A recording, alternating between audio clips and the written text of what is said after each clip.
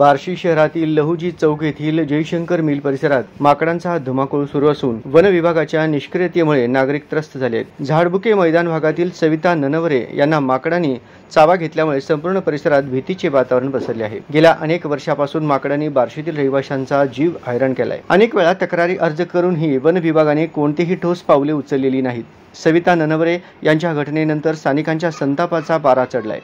स्थानिकांनी वन विभागाच्या निष्क्रियतेवर ताशेरे ओढले। वन विभागाने अनेकदा आश्वासन दिले असले तरी त्यांची अंमलबजावणी शून्य राहिली आहे। वन विभागाच्या निष्क्रियतेमुळे आम्हाला रोज माकडांच्या भीतीने जगावे लागते, असे स्थानिक रहिवासी विनायक देशमुख म्हणाले। काही दिवसांपूर्वीच एका व्यापाऱ्याचा माकडाच्या भीतीने पडून मृत्यू झाला होता। ही परिस्थिती अत्यंत चिंताजनक आहे। आम्ही वारंवार तक्रार करूनही वन विभागाचे अधिकारी कारवाई करत नाहीत। आता आम्ही अधिक कठोर भूमिका घेण्याची तयारी करत आहोत, असे एक स्थानिक महिला सांगत आहेत।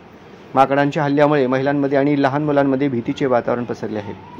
वन विभागाच्या निष्क्रियतेमुळे बार्शीतील नागरिकांच्या सुरक्षिततेचा प्रश्न निर्माण झाला आहे। वन विभागाच्या अपयशामुळे आम्हाला स्वतःची काळजी घ्यावी लागत आहे।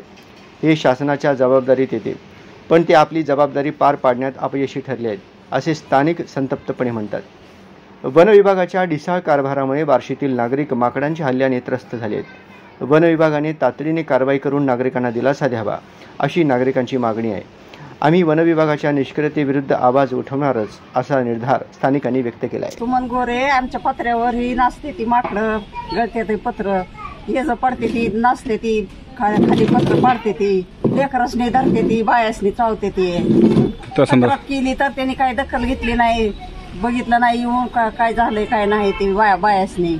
गंगा रणजित कसबे माकडं रोज उडून लेकरावाला त्रास देतात, लेकरावाला खेळू देत नाहीत, आड वागू देणार धरायला लागल्यात। आमच्या इथलं सविता ननवरे त्यांना माकड चावलेला आहे। वन तक्रार केली पण त्यांनी दखल घेतली नाही।